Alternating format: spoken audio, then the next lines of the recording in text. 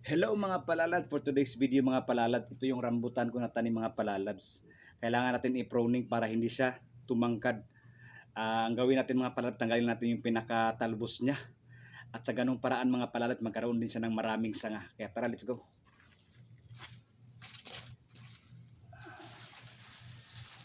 Ito yung talbos niya. Tanggalin na natin yan. Yan. Ganyan lang mga palalad, tanggalin yung talbos niya.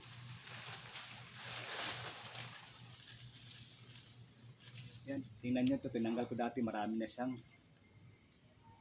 sanga. Ito, yan. Talbos lang mga palalabs, yan.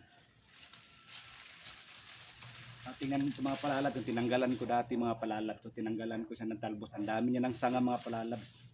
Ganon din, tanggalan din natin ulit.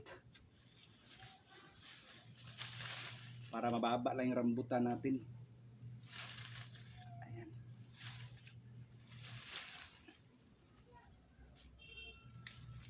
Kasi yung pinakatalbos niya mga palalabs, yun po yung pinaka growth point niya. So para hindi siya tumangkad mga palalabs.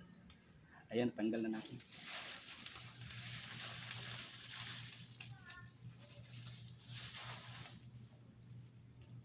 Ayan, okay na mga palalabs. Thank you for watching. Good day and goodbye.